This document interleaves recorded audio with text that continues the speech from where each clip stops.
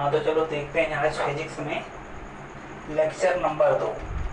जैसा कि आपको पता है इसके पहले वाले लेक्चर में मैंने आपको क्या नाम है चार्ज, कॉन्सेप्ट ऑफ चार्ज, आवेश की संकल्पना के बारे में टोटल बताया था, ठीक है ना। पहला चैप्टर जो आप पढ़ रहे हो electric charge and electric field, उसमें से मैंने आपको एक ही हेडिंग केवल बताया था, कॉन्सेप्ट ऑफ चार्ज, आवेश की संकल्पना। मतलब आवेश क्या होता है, ठीक ना, कैसे उसका कैटेगराइजेशन किया गया, ये सब बातें मैंने आपको बताया था, ठीक है ना। उससे संबंधित जो भी पॉइंट थे वो सब चीज़ें मैंने आपको बता दिया था। एक बार मैं ब्रीफ इंफॉर्मेशन दे देता हूँ आपको कि मैंने आपको बताया था कि चार्ज जो होता है, आवेश जो होता है, ठीक है ना, चार्ज तो मेनली क्या होता है, टू टाइप्स का होता है। एक होता है पॉजिटिव चार्ज, एक होता है पॉजिटिव चार्ज, और दूसरा पार्ट क्या होता है, नेगेटिव चार्ज। ये दो प्रकार के चार्ज होते हैं, जिससे किसने बताया था, अमेरिका का वैज्ञानिक था जिसका नाम था बेंजामिन फ्रैंकलिन, ठीक है ना। कहाँ का वैज्ञानिक था, अमेरिका साइंटिस्ट था, अमेरिका का, ठीक है ना, वैज्ञानिक जिसका नाम था क्या, बेंजामिन फ्रैंकलिन, ठीक है ना, फ्रैंकलिन उसका नाम था, ठीक। ये सब बातें मैंने आपको बता दी, चार्ज के बारे में सब कुछ बात बताया था। इसके बाद ये भी बताया गया था class of charge, class of charge, आवेश के कितने क्लास होते हैं, कितने वर्ग होते हैं, हाँ ये बताए। तो टाइप्स हैं, प्रकार हैं, दो प्रकार के उन्होंने डिफाइन किया। एक तो ऐसे ऑब्जेक्ट होंगे जिस पर एक्सेस ऑफ इलेक्ट्रॉन होगी, जिसके पास, जिस पदार्थ के पास अपने सामान्य अवस्था से, मतलब एक्चुअल पोजीशन या अपने नॉर्मल पोजीशन से नंबर ऑफ इलेक्ट्रॉन ज्यादा होंगे, ठीक है ना, जिसके पास ज्यादा होंगे उस ऑब्जेक्ट पर जो चार्ज आएगा हमेशा क्या होगा, नेगेटिव। नेगेटिव चार्ज क्या रिप्रेजेंट करेगा, if negative charge is present at any body then it represent number of electron is more than the natural stage. मतलब उसके पास जो इलेक्ट्रॉन है वो क्या है, अपने सामान्य अवस्था से ज्यादा इलेक्ट्रॉन उसके पास हो चुका है, ठीक ना, तब वो नेगेटिव चार्ज आएगा, ठीक। और पॉजिटिव चार्ज का मतलब डिफिशियंसी ऑफ इलेक्ट्रॉन, जो पदार्थ है उसने कुछ इलेक्ट्रॉन को निकाल दिया अपने अंदर, त्याग दिया है, और उसे कोई ऑब्जेक्ट ने एक्सेप्ट कर लिया होगा, ठीक ना। जो जिस पर पॉजिटिव चार्ज होगा इसका मतलब उसके पास नंबर ऑफ इलेक्ट्रॉन लो हो चुके होंगे, कम हो चुके होंगे अपने ग्राउंड स्टेज से, नेचुरल स्टेज से, जो उसके पास प्रारंभ में थे, इनिशियल स्टेज से कम हो चुके हैं, तब तो ये आएगा। क्लास ऑफ चार्ज मैंने ये बताया था, क्लास ऑफ चार्ज, आवेश कि कितने वर्ग होते हैं, इसके दो टाइप वर्ग बताए। एक बताया गया था सिमिलर चार्ज, ठीक है ना, एक सिमिलर चार्ज का एक क्लास होता है, और एक जो होता है डिसिमिलर का होता है, एक डिसिमिलर का क्लास होता है, एक डिसिमिलर चार्ज का क्लास, ठीक है ना, चार्ज का क्लास होता है। सिमिलर चार्ज का मतलब होता है ये है कि the nature of the both charges same, if the nature of the both charges same then the both charges या more than both charges are called similar charges। दो या दो से अधिक ऐसे चार्ज, एक ऐसे आवेश, ठीक ना, जिनकी नेचर क्या हो, सेम हो, if the nature of the charge will be same then all the charges is called similar charges। मतलब जितने भी चार्ज है उनके नेचर एक जैसे।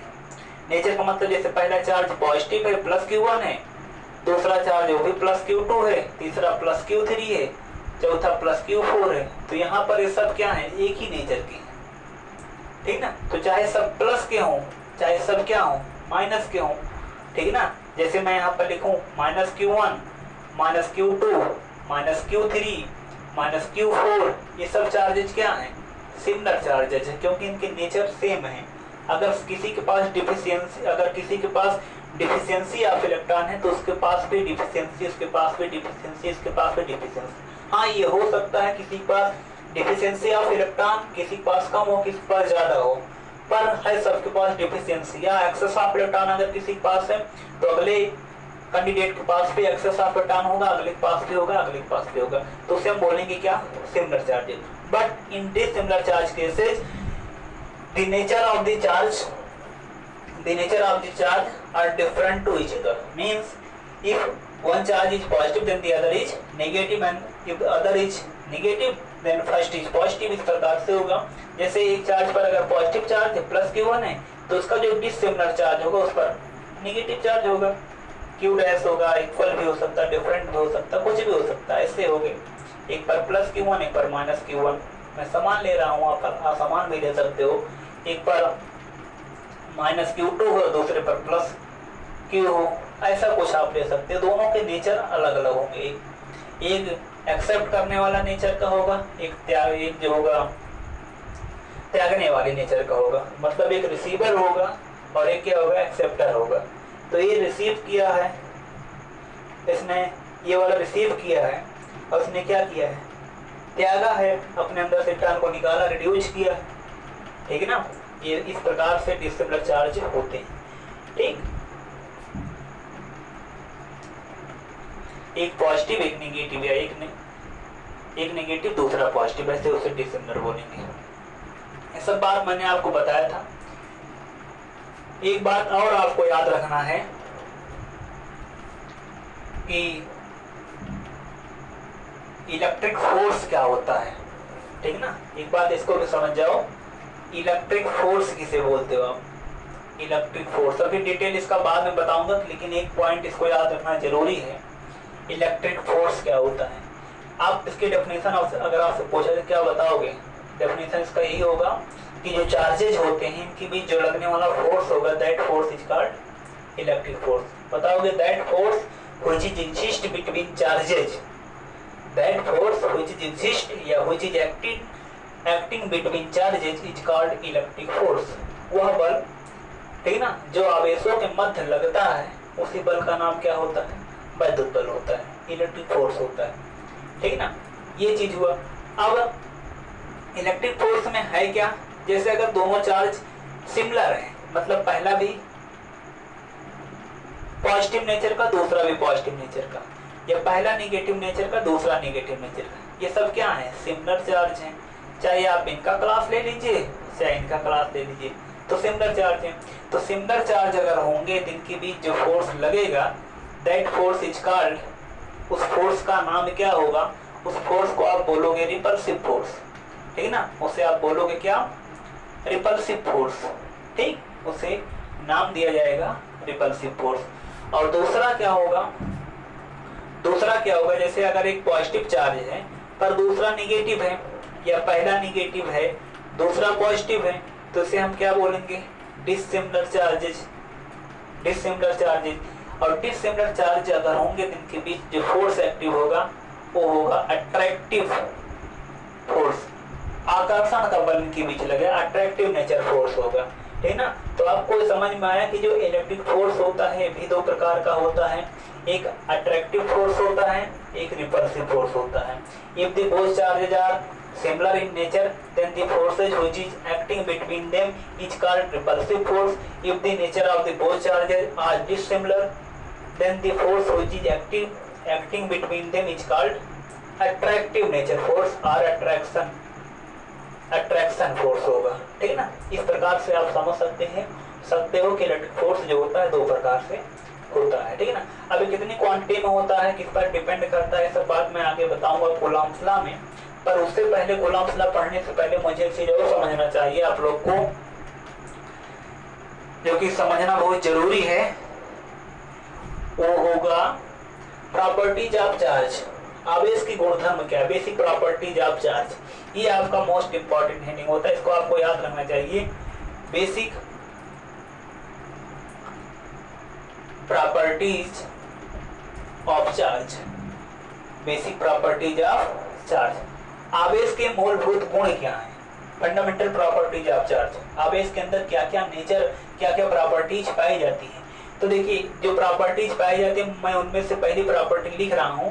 पहली प्रॉपर्टी ये है, यहाँ पर ये समझ जाइए, एडेटिव नेचर, एडेटिव नेचर पाया जाएगा इसमें। एडेटिव नेचर का मतलब हिंदी में लिखें तो योज्य प्रकृति पाई जाती है इसमें, ठीक है ना, योज्य प्रकृति। ये आवेश का एक गुणधर्म होगा, योज्य प्रकृति। अब इसके बारे में बताऊंगा। दूसरी प्रॉपर्टी जो इसमें, इसके पास जो सेकंड प्रॉपर्टी होगी वो होगी कंजर्वेटिव नेचर, कंजर्वेटिव नेचर। संरक्षित प्रकृति, इसे बोलते हैं संरक्षित प्रकृति होती है। एक प्रकृति ये पाई जाएगी, संरक्षित प्रकृति पाई जाएगी, ठीक ना। और तीसरी प्रॉपर्टी जो इसके पास और पाई जाएगी उसका नाम होगा क्वांटाइजेशन, ठीक, क्वांटाइजेशन ऑफ चार्ज। आवेश की क्वांटाइजेशन मतलब क्वांटीकरण, इसे बोलते हैं क्वांटीकरण, ठीक है ना, क्वांटीकरण। ये भी प्रकृति जो होती है चार्ज के अंदर पाई जाती है। पहले आप इन तीन प्रॉपर्टी को समझो अच्छी तरह, तो इसके बाद आगे चीज मैं बताऊंगा।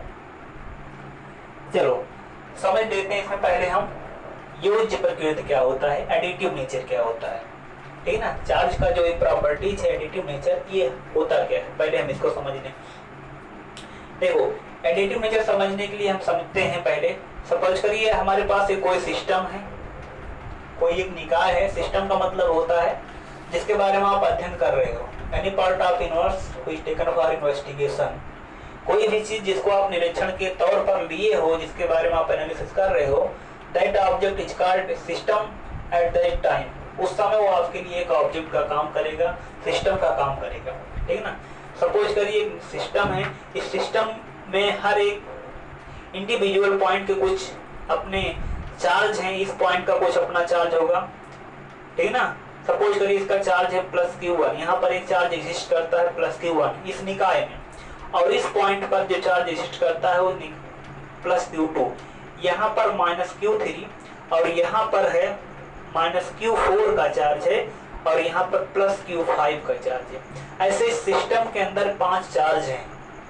अगर आपसे पूछा जाए नेट चार्ज, अगर आपसे पूछा जाए net charge which is exist on the system, net charge which is exist on the system, उसे आप कैसे निकालोगे, किस प्रकार से डिटरमाइन करोगे। नेट चार्ज जब इसका निकाला जाएगा, क्यू नेट मतलब net charge which is on the system, कैसे निकाला जाएगा, जितने भी इंडिविजुअल हैं हर एक इंडिविजुअल को सम किया जाएगा, ऐड किया जाएगा विद साइन, जो रिजल्ट आएगा वही हमारा क्या होगा, आंसर होगा। तो सबको ऐड करते हैं। चार्ज के अंदर ये प्रॉपर्टी होती है, हर एक इंडिविजुअल का अगर अलग अलग है तो अगर हमसे संपूर्ण का पूछा जाएगा तो ये सब कंपाइल किए जाते हैं, जोड़े जाते हैं, ये उसके पास प्रकृति होती है। अगर एक का ये है, एक का ये, एक का इस प्रकार से है, तो टोटल का कितना होगा, ऐड करोगे। क्यों ऐड करते हैं, ऐसा भी आप समझ सकते हैं। जितने भी स्केलर क्वांटिटीज होती हैं, अदिश राशियां होती हैं, उनके पास डायरेक्शन तो होती नहीं है, तो उनकी जो मैग्नीट्यूड होते हैं उन्हीं के साथ मुझे उनको ऐड कर लेना होता है।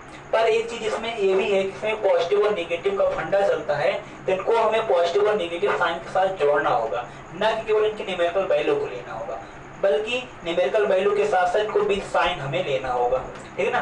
तो सबको ऐड अप करते हैं, इसलिए ये कहा जाता है एडिटिव नेचर, इसी से बना है। योग करने की प्रकृति से पाई जाती है, तो ये चार्ज का एक प्रॉपर्टी होता है, इसमें एडिटिव नेचर पाया जाता है। जैसे कि अगर हमसे नेट चार्ज पूछा जाएगा जो सिस्टम पर एग्जिस्ट करेगा, that is Q1 + Q2, Q1 + Q2 -Q3 -Q4 + Q5, this is the total charge which exist on this system. यही वो टोटल चार्ज होगा जो इस सिस्टम पर क्या करेगा, एग्जिस्ट करेगा। सपोज करिए कि हमारे पास जो सिस्टम है, इस वाले चार्ज का वैल्यू मैं दे देता हूँ। सपोज करिए चार्ज है +2 माइक्रोकूलम। आपको पता होना चाहिए जो कूलाम है, चार्ज का जो यूनिट होता है, आवेश का जो एक यूनिट है कूलाम, है ना। आपको बताया गया जो चार्ज होता है, आवेश होता है, उसका एक यूनिट जो होता है कूलाम होता है, ठीक ना। पर ये कूलाम जो होता है बड़ा यूनिट है, बड़ा मात्रक है। इसके लिए आप प्रयोग क्या करते हो, माइक्रोकूलम। हाँ, आवेश के लिए आवेश का जो मात्रक प्रयोग करते हैं माइक्रोकूलम, ये प्रयोग करते हैं। उसके बाद आप माइक्रोकूलम के साथ साथ आप नैनोकूलम प्रयोग करते हो, मिलीकूलम प्रयोग करते हो। इस प्रकार के प्रयोग एक छोटे मात्रक थोड़ा होते हैं, इनको यूज किया जाता है। एक माइक्रोकूलम अगर लिखा गया हो, μc लिखा गया है, एक माइक्रोकूलम मतलब 10⁻⁶ कूलम होता है, छोटा मात्रक होता है। एक नैनोकूलम बराबर 10⁻⁹ कूलम होता है। एक मिलीकूलम बराबर जो होता है 10⁻³ कूलम होता है। ये सब वैल्यूज कुछ हैं जो आपको याद रखने चाहिए, ठीक ना। तो जहां भी आप चार्ज पढ़ोगे ज्यादातर आप माइक्रोकूलम में पाओगे। मान लीजिए इसका वैल्यू दिया गया है +4 माइक्रोकूलम ये दिया गया है, और ये दिया गया -3 माइक्रोकूलम, और ये दिया गया है +7 माइक्रोकूलम, और ये दिया गया है, ये जो चौथा है ये दिया गया -8 माइक्रोकूलम। अगर आपसे पूछा जाए total charge which exist on the system, कैसे आप निकालोगे, तो इसको आप इस मतलब यहीं पर रख देना, बस क्यू नेट निकाल लो, जितने चार्ज हैं विद साइन रख देना। यहाँ पर यहाँ 2 है, यहाँ कितना है, यहाँ 4 है, यहाँ 3 है, माइनस में है, ये भी कितना है, माइनस कितना लिखा गया है, 8 लिखा गया है, तो माइनस यहाँ पर 8 में हो गया, प्लस ये कितना है, 7 में हो गया। तो देखो ये 4 7 4 11, 8 3 11 कैंसिल हुआ, कितना आया, 2 माइक्रोकूलम बचेगा, तो 2 माइक्रोकूलम ही टोटल चार्ज हो जाएगा जो इस सिस्टम का चार्ज होगा। तो 2 कहाँ से आया, कैसे आया, सबको ऐड किया गया ना, तभी तो आया है। तो यही है additive nature of the charge. तो आपको जब भी चार्ज का योग निकालना हो किसी सिस्टम के अंदर, तो जितने इंडिविजुअल होंगे हर एक इंडिविजुअल को सम कर लेना, that is the total charge of the system, ठीक ना। इस प्रकार से आप इसको निकालोगे। तो इसी प्रॉपर्टी को जो आप योग कर ले रहे हो, ऐड कर ले रहे हो, सम निकाल ले रहे हो, दैट इज एडिटिव नेचर, वही एडिटिव नेचर कहलाता है, ठीक ना। तो ये प्रॉपर्टी ये क्लियर हुई। अब इस प्रॉपर्टी के बाद अब दूसरी प्रॉपर्टी हम समझते हैं चार्ज की। जो दूसरी प्रॉपर्टी वो क्या है, वो है कंजर्वेटिव नेचर।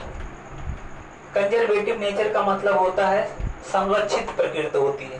संरक्षित प्रकृति का मतलब ये हुआ कि कोई भी ऑब्जेक्ट होता, कोई भी ऑब्जेक्ट जो होगा, ठीक ना, अगर उस पर चार्ज है तो चार्ज जो है उसके पहले का जो स्टेज होगा, जो ऑब्जेक्ट चार्ज हुआ है पहले वो उदासीन रहा होगा। तो जब वो उदासीन था तब उस पर मतलब टोटल अमाउंट ऑफ चार्ज कितना था। अब उसके बाद जब चार्ज हो चुका तब दोनों फेज में उसके, ठीक ना, जो चार्ज होगा वो कंजर्व होगा, संरक्षित होगा, मतलब जितना पहले था उतना किसी दूसरे रूप में होने के बाद भी हुआ होगा, उसके टोटल अमाउंट में कोई चेंजमेंट नहीं आएगा। रूपांतरण हुआ होगा, उसका रूप बदला होगा, पर टोटल अमाउंट ऑफ चार्ज क्या होगा, कंजर्व होगा, दैट इज कंजर्वेटिव नेचर।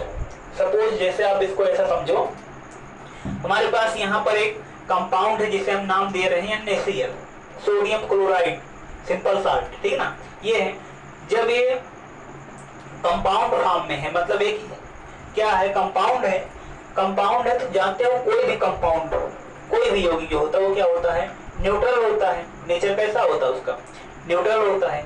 अगर न्यूट्रल होता है, न्यूट्रल का मीन्स क्या होता है, न्यूट्रल मीन्स टोटल चार्ज जो उस पर होगा वो क्या होगा, न्यूट्रल का मतलब क्या हो गया, उस पर कोई चार्ज एग्जिस्ट नहीं करता, there is no charge exist on that object. If there is no charge exist at that object then the object is called neutral.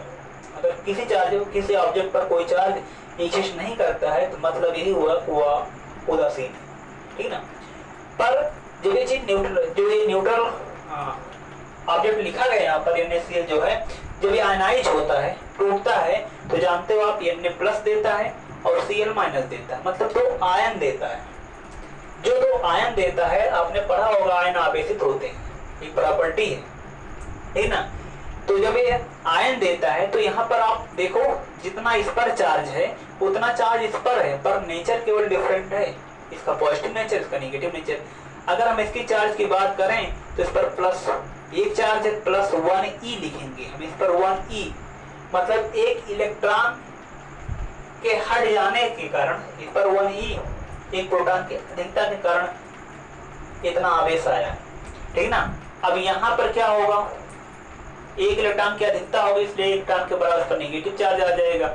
इस पर जो चार्ज आ गया मैंने लिख दिया Q2, तो यहाँ पर आ जाएगा -e, 1e। पर अगर टोटल चार्ज की बात की जाए, टोटल चार्ज की बात की जाए, Q टोटल, ठीक ना, या Q नेट निकाला जाए तो यहाँ पर 1e, यहाँ का 1e, टोटल अगर हम करेंगे तो रिजल्ट हमारे पास क्या आएगा, 0 आएगा। यहाँ भी रिजल्ट क्या था, टोटल 0, यहाँ भी क्या आ गया, 0। पर दोनों में अंतर क्या है, यहाँ पर एक कंपाउंड के फॉर्म में है और यहाँ पर किस फॉर्म में है, आयन के फॉर्म में है। तो क्या हुआ, रूपांतरण हुआ, पर total amount of charge is constant, total amount of charge is constant, यहाँ भी 0 है वहाँ भी 0 है, मतलब कि वो कंजर्व होता है, संरक्षित होता है, उसमें कोई चेंजमेंट नहीं आता है, रूपांतरण हो जाता है पर चेंजमेंट नहीं आता है। ये नेचर जो होता है चार्ज में पाया जाता है, ये जो नेचर होता है कंजर्वेटिव नेचर जो होता है ये चार्ज में पाया जाता है, ठीक है ना। जैसे कि आपने केमिस्ट्री में पढ़ा होगा द्रव्यमान संरक्षण का नियम, ठीक ना, ऊर्जा संरक्षण का नियम, उसी प्रकार से आवेश में है आवेश संरक्षण का नियम, यही है आवेश संरक्षण का नियम। आवेश को ना तो उत्पन्न किया जा सकता है ना ही नष्ट किया जा सकता है, केवल इसे हम रूपांतरित कर सकते हैं, एक रूप से दूसरे रूप में बदल सकते हैं, ठीक ना। यहाँ क्या था, यहाँ न्यूट्रल फॉर्म में था, इसे हमने क्या किया यहाँ पर आयनाइज फॉर्म में कर दिया, आयन के फॉर्म में बना दिए। पर टोटल अमाउंट ऑफ चार्ज यहाँ भी 0 है वहाँ भी 0 है, तो आवेश संरक्षित होता है, ठीक है ना, इसको घटाया बढ़ाया नहीं, इस पर किसी भी कीमत में आप इससे ज्यादा चार्ज नहीं कर पाओगे, ठीक है ना। ये चीज हुआ चार्ज संरक्षित है, जो भी इसके पास चार्ज होगा वो संरक्षित होगा, उससे कम या ज्यादा आप उसको नहीं कर पाओगे किसी भी सिस्टम के पास जो होगा, ठीक है ना।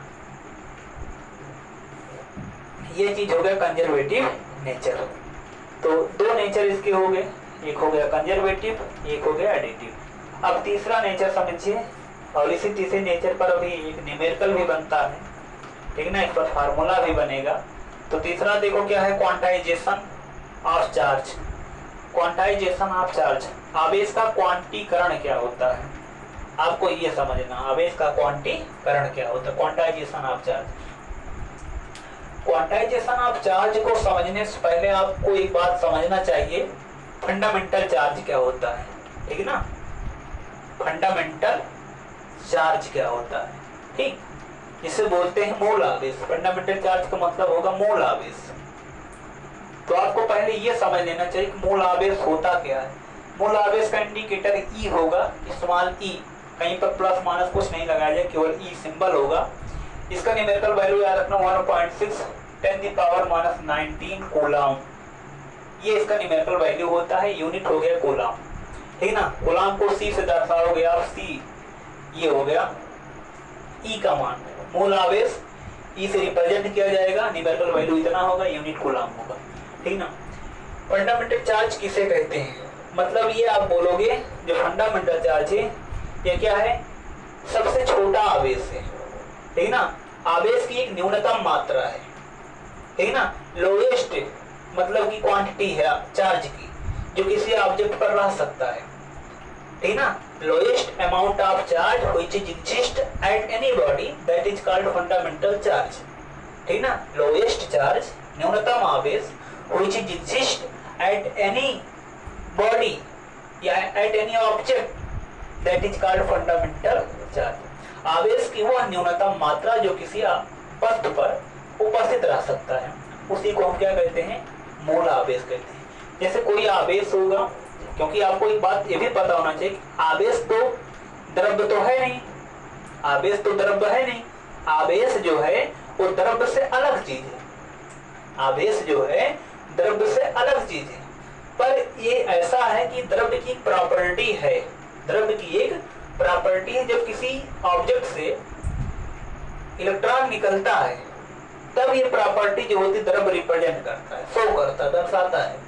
एक ऐसी प्रॉपर्टी है द्रव्य की, ये प्रॉपर्टी कोई द्रव्य तब रिप्रेजेंट करता है जब उसके पास एक्सेस ऑफ इलेक्ट्रॉन होता है या डिफिशियंसी ऑफ इलेक्ट्रॉन होता है, इलेक्ट्रॉन कमी या फिर अधिकता होती है, तब वो द्रव्य जो होता है इस प्रॉपर्टी को दर्शाता है। कैसी प्रॉपर्टी को, चार्ज नेचर, मतलब कि आवेशित की गुणधर्म को, आवेशित वो है इस गुणधर्म को तब वो दर्शाता है। समझ में आया, ये पार्ट इसमें क्लियर हुआ। अब देख लेते हैं कि जो मैं आपको बता रहा हूं यहाँ पर मोल आवेश, मोल आवेश मैंने आपको बताया कि आवेश की न्यूनतम मात्रा जो किसी आवेश कण पर उपस्थित रह सकता है, उसी आवेश को हम मोल आवेश कहते हैं। और जिस कण पर यह मोल आवेश होगा उस कण का नाम होगा मोल कण, उसका नाम होगा फंडामेंटल पार्टिकल। जैसे कि इतना ही आवेश एक कण होता है इलेक्ट्रॉन, उस पर भी इतने चार्ज होता है, इतने चार्ज एक कण होता है प्रोटॉन, उस पर भी इतने होता है। इसलिए इलेक्ट्रॉन और प्रोटॉन दोनों को क्या बोलते हैं, फंडामेंटल पार्टिकल बोलते हैं। दोनों क्या बोलते हैं, फंडामेंटल पार्टिकल बोलोगे। आपको पता होगा, केमिस्ट्री में आपने पढ़ा होगा कि हमने तो न्यूट्रॉन भी पढ़ रखा है, भी फंडामेंटल पार्टिकल होता है। हाँ होता है, पर हम बात कर रहे हैं चार्ज की, बात हम कर रहे हैं चार्ज की। न्यूट्रॉन तो न्यूट्रल होता है ना, न्यूट्रॉन तो न्यूट्रल होता है। 1932 में इसकी खोज हुई थी, सर विलियम चैडविक नामक वैज्ञानिक ने, जो कि इंग्लैंड का था, उसने इसकी खोज किया था। हमें इसके बारे में नहीं समझना है, हमें समझना किसके बारे में, चार्ज पार्टिकल जो होंगे। तो यहाँ पर मोल कण हम किसे बोलेंगे, इलेक्ट्रॉन और प्रोटॉन को बोलेंगे, क्योंकि ये दोनों मोल कण तो हैं, ठीक है ना। इन पर जो आवेश की मात्रा होती है, जितना मूल आवेश पर होता है वही उतना होता है। मूल आवेश न्यूनतम आवेश है, इससे छोटा आवेश प्रकृति में एग्जिस्ट नहीं करता है, पर अब हो गया है। पर अब इससे छोटे भी कण जो होते हैं एग्जिस्ट करते हैं, लेकिन उनकी चर्चा मैं बाद में करूंगा, जिन्हें क्वार्क के नाम से जाना जाता है, ठीक ना।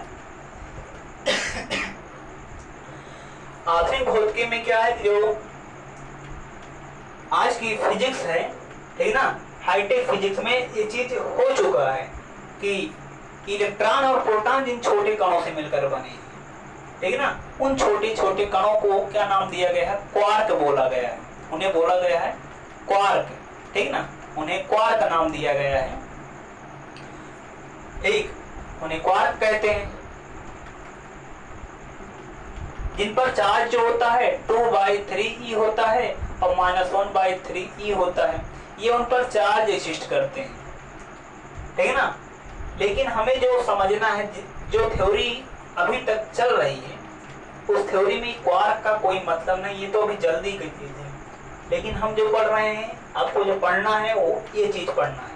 अभी इनके बारे में बात हम नहीं करेंगे, बाद में हम इसको थोड़ा और बताएंगे डिटेल में, लेकिन अभी इस पर डिस्कशन नहीं, ठीक है ना।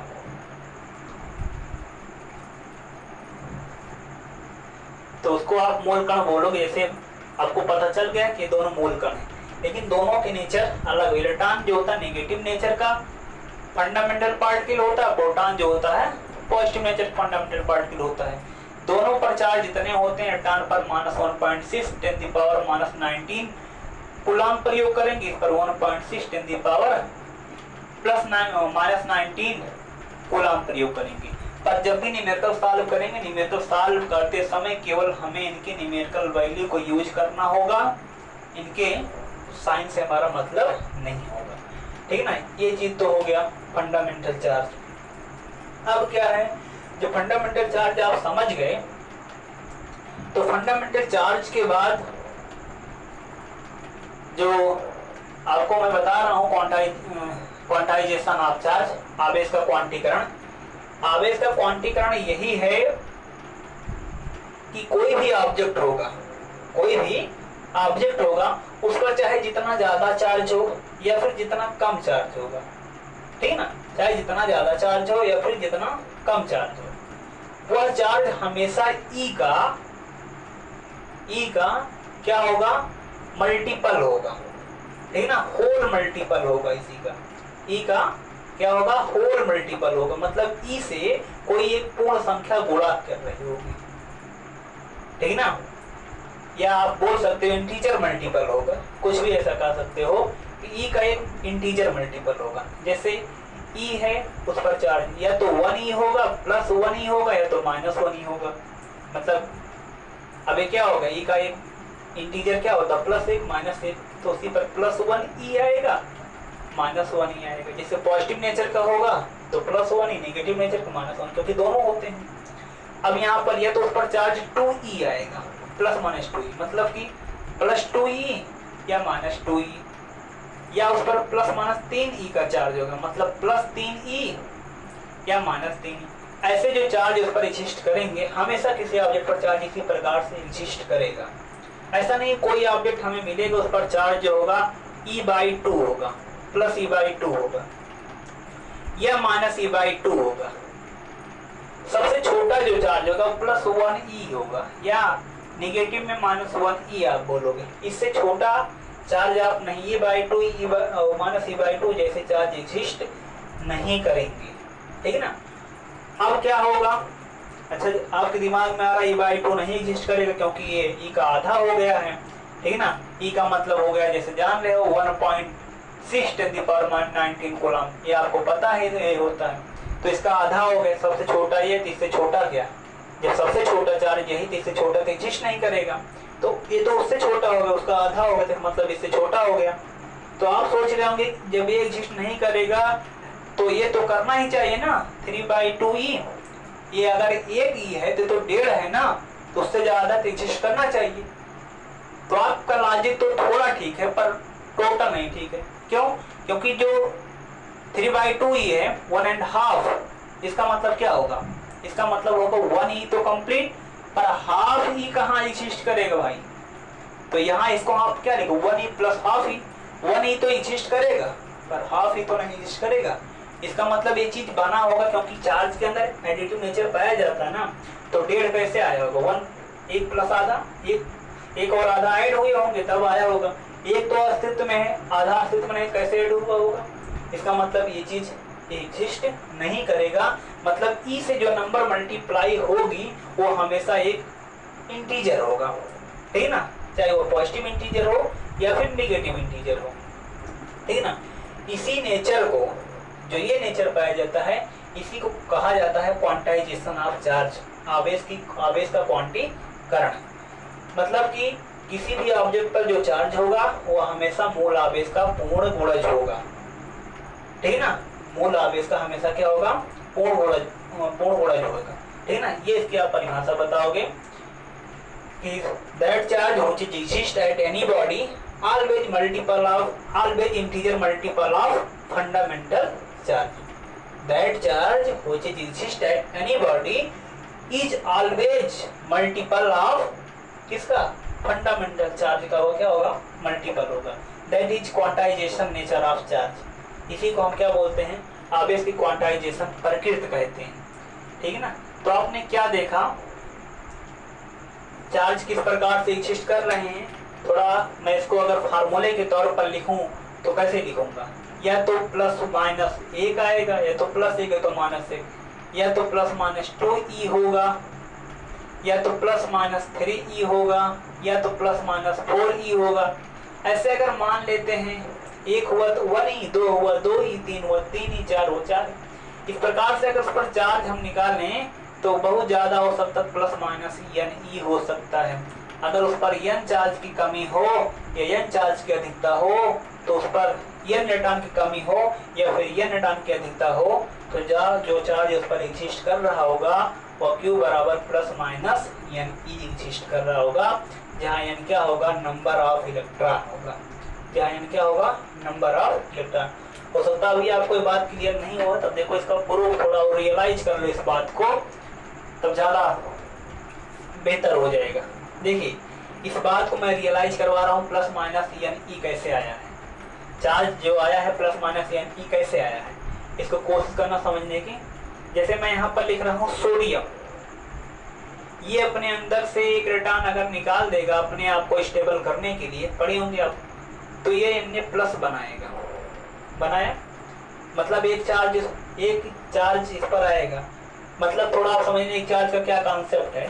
सोडियम का थोड़ा स्ट्रक्चर आपने पढ़ा होगा आपके टोल में इस प्रकार से, ऐसे यहाँ 2 इलेक्ट्रॉन एग्जिस्ट करते हैं, यहाँ 8 करते हैं, यहाँ 1। तो स्टेप पूरा जब करेगा आपने पढ़ा होगा लुईस और कॉसेल का नियम, ठीक है ना, जो 1916 में दिया गया था। उस स्टेप रूल के अकॉर्डिंग जब ये अपने अपडेट को कंप्लीट करेगा तो इलेक्ट्रॉन को त्यागेगा। अभी क्या है, जितना इसके पास जानते हो प्रोटॉन, तो 11 प्रोटॉन है और क्या है 11 इलेक्ट्रॉन भी है। हाँ 11 प्रोटॉन है और 11 क्या है इलेक्ट्रॉन है। न्यूट्रॉन का कोई मतलब नहीं है, इसलिए न्यूट्रॉन में नहीं। टोटल अभी क्या है, जितना प्रोटॉन और इलेक्ट्रॉन, इसलिए अभी क्या है न्यूट्रल है। इसलिए परमाणु जानते हो सामान्य अवस्था में उदासीन होते हैं। अगर क्वेश्चन पूछ ही दिया जाए क्या बताओगे, परमाणु सामान्य अवस्था में उदासीन होते हैं क्यों? जवाब क्या होगा? जवाब यही होगा क्योंकि सामान्य अवस्था में किसी भी परमाणु के पास जितने नंबर ऑफ प्रोटॉन होते हैं उतने नंबर ऑफ इलेक्ट्रॉन होते हैं और दोनों के नीचे काउंटर होते हैं, एक दूसरे के अपोजिट होते हैं। इसलिए कोई परमाणु जो होता है नॉर्मल स्टेज में क्या होता है, न्यूट्रल होता है। ये तो इसका एक नॉर्मल सा जवाब होगा। पर जब एक इलेक्ट्रॉन को मतलब रिलीज कर देगा, निकाल देगा, तो एक आयन बना लिया जिसे हम नाम देंगे सोडियम आयन। जो सोडियम आयन बना इसमें थोड़ा सोचो क्या निकलेगा, प्रोटॉन तो निकलेगा नहीं, वो तो न्यूक्लियस के अंदर रहता है। न्यूक्लियस के अंदर की चीज निकलती नहीं है क्योंकि वहाँ पर एक स्ट्रॉन्ग फोर्स एक्टिव रहता है, दैट इज न्यूक्लियर फोर्स, ठीक है ना। उससे प्रबल कोई ब्रह्मांड का उससे प्रबल कोई बल नहीं है। उस बल को उससे जितने भी बल हों सबसे कमजोर है, जो बल और हैं सब उससे कमजोर है, सबसे प्रबल वही है नाभिकीय बल, है ना। तो जो निकल सकता है वो होता है इलेक्ट्रॉन, क्योंकि ये आउटर मोस्ट ऑर्बिट में घूमता रहता है, तो एनर्जी जब मिलेगा ज़्यादा तो यही फ्री होता है, नाभिक से यही दूरी बनाता है, यही फ्री होता है इलेक्ट्रॉन। जब फ्री होता है तो यही निकलता है। इलेक्ट्रॉन जब निकलेगा तो अब तो इलेक्ट्रॉन कितने बच जाएंगे, इलेक्ट्रॉन निकल गया, अब इलेक्ट्रॉन कितने बच जाएंगे, प्रोटॉन तो 11 हो गए, इलेक्ट्रॉन कितने बच जाएंगे 10। तो प्रोटॉन पर पॉजिटिव नेगेटिव 10, ओवरऑल क्या आएगा, इस पर 11 पॉजिटिव मतलब 11 इलेक्ट्रॉन होंगे, अब एक आएगा। तो इसका मतलब जो चार्ज आएगा वो कितना आएगा, अब जो चार्ज इस पर एग्जिस्ट करेगा वो +1e करेगा, कितना करेगा, +1e चार्ज इस पर एग्जिस्ट करा, ठीक ना, जो चीज आप इसको आपने पढ़ा होगा। अब यहीं पर अगर मैं ले चलूँ एग्जाम्पल मैग्नीशियम का, तो ये 2 इलेक्ट्रॉन निकालता है। ऐसे अगर इसकी कहानी आप समझो तो Mg मैग्नीशियम आयन बनाता है, ठीक ना, 2 इलेक्ट्रॉन त्याग दिया, तो इस पर जो चार्ज आएगा, क्योंकि 2 त्यागा इसलिए मैग्नीशियम पर 2 प्लस का चार्ज आएगा, ऐसे आएगा। ऐसे एल्युमिनियम की कहानी समझो तो इसने 3 इलेक्ट्रॉन निकाला, तो क्या बनाएगा, एल्युमिनियम आयन बनाएगा, ऐसे बनेगा, ठीक ना। इस पर जो चार्ज एल्युमिनियम आयन पर आया, ये चीज इसको अगर न्यूमेरिकल वैल्यू के तौर पर लिखो, इसको ऐसे लिखोगे, ई का मतलब उतना होगा। आप इसी चीज को नेगेटिव में समझो, मतलब क्लोरीन आयन के साथ समझो। क्लोरीन एक इलेक्ट्रॉन को एक्सेप्ट करता है, बायथम को उसमें साथ होते हैं, ये बना लेता है क्लोराइड आयन। इस पर जो चार्ज होगा अगर हम उसको समझें कि 1 नाम दे देते हैं, तो -1 ही आएगा। क्यों आएगा -1 ही इसलिए आएगा क्योंकि इसने एक इलेक्ट्रॉन को एक्सेप्ट कर लिया। अभी तक 17 प्रोटॉन से 17 इलेक्ट्रॉन थे, लेकिन इलेक्ट्रॉन बढ़ चुका है, इलेक्ट्रॉन की अधिकता हो गई, नेगेटिव चार्ज हो जाएगा, -1 ही हो जाएगा। अब यहाँ पर ऑक्सीजन परमाणु की बात करें तो ये 2 इलेक्ट्रॉन ग्रहण कर लेता है, और अब क्या बना लेगा, ऑक्साइड आयन बना लेगा, और यहाँ पर जो चार्ज होगा इस पर Q2 वो होगा -2e का, ठीक ना, इतना पता होगा आपको। इसी प्रकार से आप सोडियम नाइट्रोजन आयन देखिए, नाइट्रोजन परमाणु ये 3 इलेक्ट्रॉन एक्सेप्ट करता है, और यहाँ पर नाइट्रोजन का आयन बना लेता है, ठीक ना। यहाँ Q3 हो गया, इस पर जो चार्ज आएगा -3 है। तो आप देख रहे हो कि जो चार्जेस आ रहे हैं या तो प्लस में आ रहे हैं या तो माइनस में आ रहे हैं, यही तो हुआ, या तो प्लस में या तो माइनस में। एक बात आप यहाँ से और ऑब्जर्व कर सकते हैं, देखो अगर एक इलेक्ट्रॉन त्यागा तो एक ही, 2 त्यागा 2, 3 तो 3, तो इसी प्रकार से अगर n त्यागेगा तो उस पर जो चार्ज आएगा वो +NE आएगा इतना चीज, एक तो एक ही, 2 तो 2 ही, 3 तो 3 है, n इलेक्ट्रॉन त्यागेगा तो n ही चार्ज आएगा। ऐसे एक इलेक्ट्रॉन एक्सेप्ट किया तो 1 ही का नेगेटिव, 2 किया तो 2 ही का नेगेटिव, 3 किया तो 3 ही का नेगेटिव। ऐसे अगर ये इलेक्ट्रॉन एक्सेप्ट करे तो n ही का नेगेटिव आएगा। इसका मतलब क्या होगा, Q बराबर +-E, यानी E यही क्या है, रियलाइज है इसका। अगर आप अभी ना फील कर पाए तो इसका मतलब आपको कॉन्सेप्ट नहीं आता, मैंने समझा दिया जो मुझको समझाना था, ठीक ना। Q बराबर +-NE, यही है, इस फार्मूले को आप लोग याद रखना। इसी को बोला जाता है क्वांटाइजेशन नेचर ऑफ चार्ज, आवेश की क्वांटीकरण की प्रकृति यही होती है, ठीक ना। इस पर बहुत से क्वेश्चन भी पूछे जाते हैं, इसको आप लोग याद रखना। बहुत छोटे से नॉर्मल क्वेश्चन पूछे जाते हैं, उसमें n क्या है, n का मतलब आप बताओगे जितना इलेक्ट्रॉन त्याग किया होगा या जितना इलेक्ट्रॉन एक्सेप्ट किया होगा नॉर्मल स्टेज से, सामान्य अवस्था से, जितना इलेक्ट्रॉन की कमी या अधिकता होगी किसी पदार्थ के पास।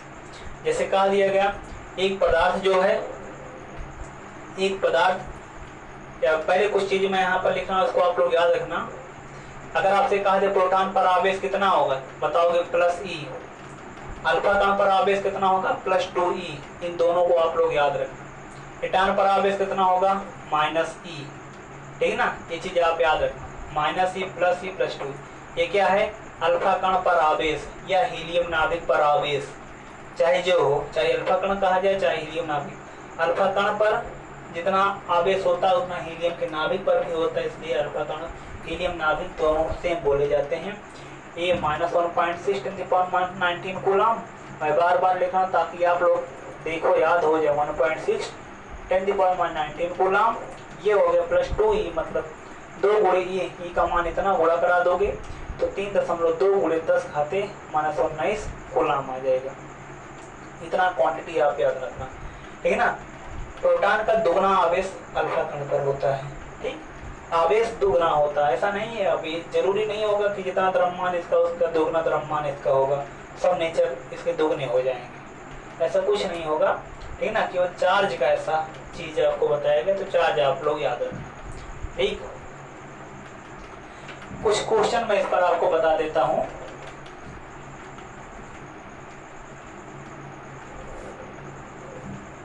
देखिए, जैसे क्वेश्चन इस पर यह है कि एक पदार्थ है, कोई एक सब्सटेंस है जिसके पास 1.5 × 10⁻18 इलेक्ट्रॉन की कमी है। एक पदार्थ है जिसके पास 1.5 × 10⁻18, ये 0.5 ना लेकर के आप इसको ऐसा समझ सकते हो 3.2 × 10⁻18 इलेक्ट्रॉन की क्या है, इतने इलेक्ट्रॉन की क्या है, कमी है। पहले में कहा दिया कमी है, दूसरे में कहा दिया अधिकता है, अधिकता है। तो कह रहा उस ऑब्जेक्ट पर कितना आवेश होगा, प्रकृति के साथ ज्ञात कीजिए, प्रकृति के साथ बताइए। तो प्रकृति के साथ बताने का मतलब ये है प्लस और माइनस साथ बताना, पॉजिटिव नेचर का नेगेटिव नेचर चार्ज होगा।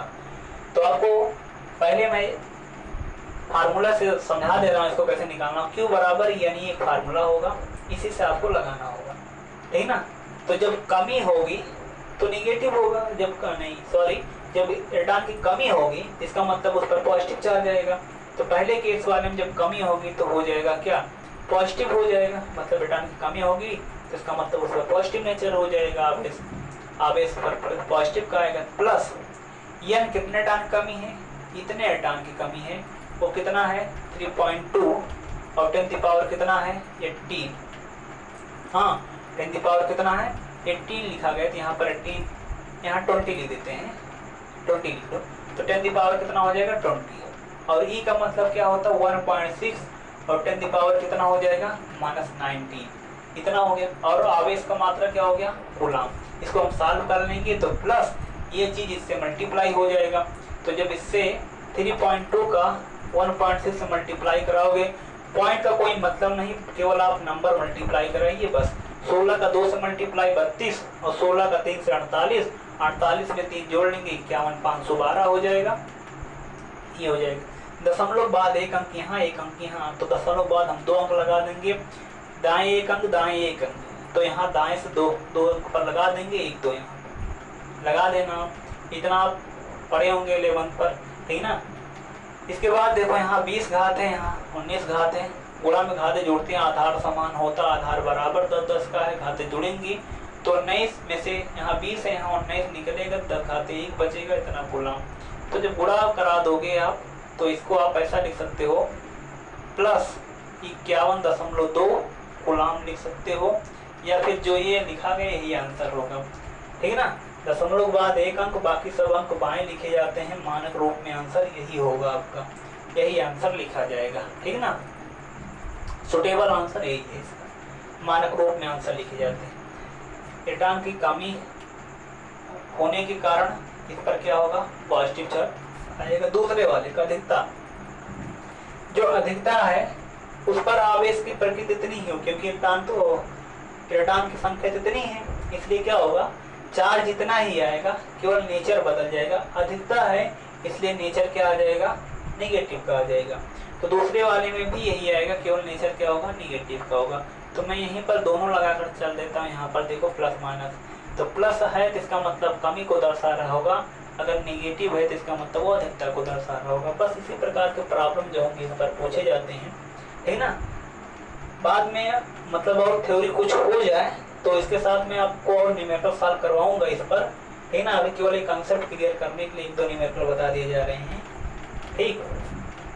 जैसे एक न्यूमेरिकल और समझिए, एक कहा दिया गया एक ऑब्जेक्ट है, ठीक है ना, एक ऑब्जेक्ट है, कोई आपके पास बताया गया एक ऑब्जेक्ट है और उस ऑब्जेक्ट पर कहा गया जो चार्ज है, जो चार्ज उस पर एग्जिस्ट कर रहा है वो एग्जिस्ट कर रहा है 4.8 10⁻⁻19 कूलाम। इतना चार्ज अगर एक ऑब्जेक्ट पर है, प्लस में कहा गया उस पर जो चार्ज है प्लस 4.8 10⁻19 कूलाम का है, बताइए उस पदार्थ के पास उस ऑब्जेक्ट के पास कितने टर्न की कमी है। हाँ, कितने टर्न की कमी, क्योंकि प्लस में है ना, इसका मतलब कमी हो गया टर्न की, क्यों कमी होने पर ही पॉजिटिव चार्ज एग्जिस्ट करता है। तो उस पदार्थ के पास कितने टर्न की कमी है। तो हमसे पूछा जा रहा नंबर ऑफ इलेक्ट्रॉन या नंबर ऑफ फ्री इलेक्ट्रॉन, क्योंकि फ्री इलेक्ट्रॉन ही निकल सकते हैं ना। तो Q बराबर हम कहाँ क्या लगाएंगे, एन ई का फार्मूला लगाएंगे और यहाँ से हम एन निकाल लेंगे, एन मतलब नंबर ऑफ फ्री इलेक्ट्रॉन। तो Q अपान यहाँ पर क्या लिखेंगे, ई। Q क्या है, जो चार्ज उस पर एग्जिस्ट कर रहा है, ठीक ना। एन कोई कुछ इलेक्ट्रॉन निकले होंगे तब पॉजिटिव आया होगा, ये मोल आवेश जानते, दोनों मल्टीप्लाई करके रिजल्ट आया होगा, इतना चार्ज उस पर बना होगा। तो यहाँ पर 4.8 10⁻19 4.8 10⁻19 कूलाम हो गया। इतना ई फंडामेंटल चार्ज होता पता 1.6 10⁻19 कूलाम, तो होता कूलाम से कूलाम कैंसिल, इससे ये कैंसिल, पॉइंट से पॉइंट हट जाएगा, ठीक ना। 16 यहाँ पर कितना हो जाएगा, 48 हो जाएगा। मतलब कि जो ऑब्जेक्ट है जिस पर प्लस इतना चार्ज एग्जिस्ट कर रहा है, उसने अपने नॉर्मल स्टेज से, सामान्य अवस्था से 3 इलेक्ट्रॉन को त्याग दिया है। जब वह पदार्थ अपने आप से 3 इलेक्ट्रॉन अपने नॉर्मल स्टेज से निकाल देगा, तभी उस ऑब्जेक्ट पर इतना पॉजिटिव चार्ज एग्जिस्ट कर पाएगा, अदरवाइज नहीं कर पाएगा। इसमें हमसे पूछा गया था नंबर ऑफ इलेक्ट्रॉन, जो कि कितना हो जाएगा, 3 हो जाएगा। तो इसमें मुझसे यही पूछेगा, या तो फिर रिटर्न पूछेगा या फिर क्यों पूछेगा, क्योंकि ये तो पता ही है, ये तो कांस्टेंट वैल्यू उसका याद ही रखे रहो, इतना 1.6 10⁻19 कूलम, है ना। चलो बस आज के लिए इतना ही पढ़ते हैं। इसके बाद की क्लास में मैं आपको बताऊंगा कि कोई भी ऑब्जेक्ट को जो चार्ज करने की विधियाँ होती है, मेथड ऑफ चार्जिंग, आवेश करने की कितनी मेथड है। जैसे कि उस मेथड में मैं आपको बताऊंगा कंडक्शन मेथड क्या होता है किसी भी ऑब्जेक्ट चार्ज करने का, फ्रिक्शन मेथड क्या होता है, इंडक्शन मेथड क्या होता है। तो किसी भी ऑब्जेक्ट को अगर आप चार्ज करते हो तो चार्ज करने की 3 मेथड होते हैं, एक कंडक्शन मेथड, एक फ्रिक्शन मेथड, एक इंडक्शन मेथड। ये 3 विधियाँ होती हैं, चालन विधि, घर्षण विधि और प्रेरण विधि। इसी 3 प्रकार से किसी ऑब्जेक्ट को चार्ज किया जाता है। इस पर भी क्वेश्चन जो होते हैं बनते हैं। हाँ, कंडक्शन मेथड वाले पर न्यूमेरिकल हैं, ठीक ना, और इस पर भी न्यूमेरिकल आपको मिलेंगे, पर ज़्यादा न्यूमेरिकल आपको इस पर मिलेंगे, ठीक ना। तो ये सब बात मैं आपको अगले वीडियो में बताऊंगा। पहले तो ये 3 चीज़ें बताऊंगा, उसके बाद आपको और बातें बताया जाएगा, जैसे कि इलेक्ट्रिक फोर्स के बारे में बताया जाएगा, ठीक है ना। और आपको यही बताया जाएगा कि जब कोई ऑब्जेक्ट जो होता है पॉजिटिव चार्ज हो जाता है तो उसके पास कितने, मतलब उसके मात्रा पर क्या प्रभाव पड़ता है, कैसे बढ़ता है, ठीक ना, कि मतलब उसका द्रव्यमान घट जाता है या फिर बढ़ जाता है या फिर कोई परिवर्तन नहीं होता, ये सब बातें। उसके बाद जो इलेक्ट्रिक फोर्स होता है और जो ग्रेविटेशनल फोर्स होता है, गुरुत्वाकर्षण बल, दोनों के बीच कंपेयर करना, ठीक ना, दोनों के बीच तुलनात्मक अध्ययन। वो तुलनात्मक अध्ययन पढ़ने से पहले आपको कूलॉम्स लॉ टोटल पढ़ना होगा, तो इसके बाद वाली वीडियो में ये कवर करूंगा, कूलॉम्स लॉ कवर करूंगा, ठीक ना। और दोनों के बीच कंपेयर किया जाएगा, ग्रेविटेशनल फोर्स और इलेक्ट्रिक फोर्स के बीच कंपेयर, ठीक ना, दोनों के बीच तुलनात्मक अध्ययन होगा। ये सब बात मैं आपको अगली वीडियो में बताऊंगा, तब तक आप लोग इसको अच्छी तरह समझिए, ठीक ना। और इसके मतलब अब जो मैं आपको बता रहा हूँ ये सब मोस्ट इम्पॉर्टेंट चीज़ें। आपकी थ्योरी अगर मतलब कॉन्सेप्ट क्लियर होगा तो न्यूमेरिकल आप सॉल्व कर पाओगे।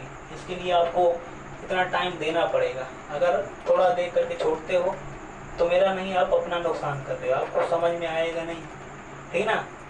आप इस चक्कर मत रहिए कि कोई 10 मिनट के वीडियो में पढ़ा देगा तो पूरा मुझे समझ में आ जाएगा। आपको पूरी थ्योरी समझनी, पूरा कंसेप्ट समझना है तो 1-2 बार आपको वीडियो देखनी पड़ेगी, ठीक ना। देखोगे भूलोगे तो बीमारी नहीं है, अगर भूल रहे हो समझिए दिमाग तुम्हारा ठीक ठाक चल रहा है, ठीक ना।